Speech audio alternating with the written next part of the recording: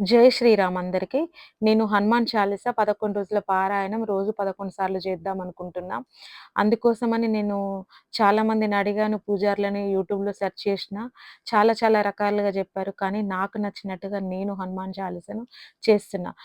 ఎందుకంటే ఒక హనుమాన్ ఫోటో పెట్టుకొని తమలపాకు మీద ఫస్ట్ డే ఒక తమలపాకు మీద శ్రీరామ అని రాసాను. సెకండ్ డే 2 తమలపాకుల మీద శ్రీరామ అని రాసాను. థర్డ్ డే 3, ఫోర్త్ డే 4 ఇట్లా అన్నిటి మీద. లాస్ట్ 11 రోజుకొచ్చేసరికి 11 ఆకుల మీద శ్రీరామ అని రాస్తూ పూజ అయితే నేను చేస్తున్నా. దీపం పెట్టుకొని, అక్షితలు వేసి, దేవుడికి ఇష్టమైన ప్రసాదం కూడా పెట్టుకొని, మనిష్టం.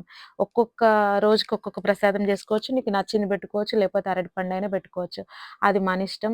ఎందుకంటే 11 రోజుల కంటే ఎక్కువ పారాయణం చేస్తే ఆ దేవుడికి ఇంకా ఎక్కువ ప్రసాదాలు, ఎక్కువ మంత్రాలతో చేయాల్సి ఉంటుందంట. అందుకని చెప్పేసి 11 రోజులు మాత్రమే చేద్దాం అనుకుంటున్నా. అందుకనే నేనైతే స్టార్ట్ చేసేసిన ఇంకా పూజని. ఫస్ట్ డే ఒక తమలపాకు తీసుకొని మంచిగా కడిగి శుభ్రం చేసి దాని మీద చందనంతోని శ్రీరామ అని రాసాను. శ్రీరామ అని రాసి పూజ స్టార్ట్ చేశాను. హనుమాన్ చాలీస చదవడం. ఈ రోజుది మళ్ళీ రేపు తమలపాకు నేను పక్కన పెట్టేస్తున్నా. ఒక పక్కకు ఒక మంచి క్లాత్ తీసుకొని దాని మీద పెడుతున్నా. ఏ రోజుది ఆ రోజు తీసి పూజకి ఏమేమైతే వాడామో అవన్నీ అక్కడ పెట్టేస్తున్నా. పెట్టేసి లాస్ట్ 11వ రోజు హనుమాన్ టెంపుల్ దగ్గరికెళ్ళి హనుమాన్ స్వామికి సమర్పించుకొని ఆ తర్వాత మొక్కు చెల్లించుకుంటాను అనుకుంటున్నా. ఎందుకంటే నేను కొన్ని కోరికలంటే భయంతో కూడుకున్నవా, దేనితోనా, ఫైనాన్షియల్ ప్రాబ్లమ్ అని కాదు. నేను మనశ్శాంతి లేదు అలా అని నాకు అనిపించింది. అందుకని ఇంకా అన్ని ప్రాబ్లమ్స్‌కి ఒకటే నివారణ శ్రీరామ మంత్రం. అదే హనుమాన్ చాలీస చేస్తే శ్రీరాముడు మనల్ని కరుణిస్తాడు. దయతో మనల్ని దీవిస్తాడు. అందుకని చెప్పేసి అయితే నేను హనుమాన్ చాలీస స్టార్ట్ చేసిన.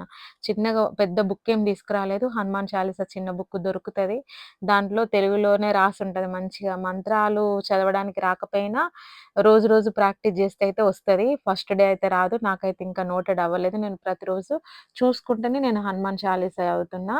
ఇంకొక ముఖ్య విషయం ఏంటంటే, మనం ఈరోజు ఏ టైంకి స్టార్ట్ చేసినామో హనుమాన్ చాలీస ప్రతిరోజు అదే టైంకు చదివేలాగా చూసుకోవాలి. టైం అటు ఇటు చేసుకోవద్దు. ఎందుకంటే మనము ఒక నిష్టతో చేస్తున్నాం కాబట్టి ఆ టైంనైతే మనం మిస్ అవ్వకుండా చూసుకోవాలి. ఒకవేళ లేవడం ఇబ్బందైనా అలవాటు చేసుకోండి. నేనైతే బ్రహ్మ ముహూర్తంలో లేసి పూజా కార్యక్రమాలన్నీ స్టార్ట్ చేసుకొని హనుమాన్ చాలీస అయితే నేను చేసేస్తాను. నాకు హనుమాన్ అన్న, దేవుళ్ళకి దేవుడికి పూజ చేయాలన్నా, ముఖ్యంగా శివుడికి అభిషేకాలు, అర్చనలు ఏం చేయాలన్నా నాకు పంచప్రాణం. నేనెప్పుడైనా డివైన్ కనెక్ట్ అవ్వాలని అనుకుంటా. అందుకని చెప్పేసైతే నేనేదో ఒక పూజ అయితే నేను పెట్టుకుంటా ఇంట్లో. నాకైతే హనుమాన్ చాలీస చేయడం వల్ల ఫస్ట్ డే కూడా నాకు మంచి సంతోషం వచ్చింది. ఈ రోజుకు నాది 7వ రోజు. నిజంగా హనుమాన్ మనకి క స్వప్న రూపంలో గాని, నిజ రూప దర్శనం ఖచ్చితంగా జరుగుతది. నాకైతే స్వప్న దర్శనాలైతే అయ్యాయి. ఒక్కొక్కరికి ఒక్కొక్క అనుభవం జరుగుతది. నాకైతే ఆంజనేయ స్వామి స్వప్న దర్శనం జరిగింది. నాకు చాలా మనశ్శాంతి కూడా అనిపిచ్చింది. మనసంతా రిలాక్స్ అనిపిచ్చింది. ఎప్పుడైనా సరే నేను ఏదో ఒకటి ఆలోచిస్తూ మనసు నిండా దిగాలుగా పైకి నవ్వుతున్నా, పైకి ఎంత నవ్వుకుంటూ నటించినా లోపల ఏదో ఒక బాధ ఉంటూనే ఉంటది. ఇప్పుడు నాకు ఆ బాధ కూడా లేదు. ఎందుకంటే నా ఆంజనేయ స్వామి ఎప్పుడు నా పక్కనే ఉంటాడని నమ్మకం. మా కొండగట్టు ఆంజనేయ స్వామి అంటే ఇంకా అందరికి చాలా భక్తి. కోరిన కోరికలిచ్చే కొంగు బంగారం అంటారు మా కొండగట్టు ఆంజన్నను. ఒక్కసారి మీరు కొండగట్టుకు వెళ్లి చూడండి. మీకు ఎన్ని మిరాకిల్స్ జరగాలో అన్ని మిరాకిల్స్ జరుగుతాయి. నేనైతే నిష్టగా, నియతితో, భక్తితో శ్రీరామ మంత్రాన్నయితే ముందు జపించేశాను. శ్రీరామ రామ రామేతి రమే రామే మనోరమే సహస్రనామ తత్తుల్యం రామనామ వరాననే మంత్రాన్ని, అది రాకపోతే రామతారక మంత్రం గాని, శ్రీరామ జయ రామ జయ జయ రామ అని కూడా ఇంకేది పలక రాకపోతే రామ రామ రామ శ్రీరామ శ్రీరామ అన్నా చాలు హనుమాన్ వచ్చేస్తాడు మన ఇంటికి. కావాలంటే మీరు గూడా జూడండి. ఒక్కసారి మీరు భక్తితో చేసి చూడండి. నేనైతే హనుమాన్ చాలీసా చిన్న బుక్ తెచ్చుకున్నాను. పారాయణం స్టార్ట్ చేశాను. మీరు కూడా స్టార్ట్ చేసేయండి.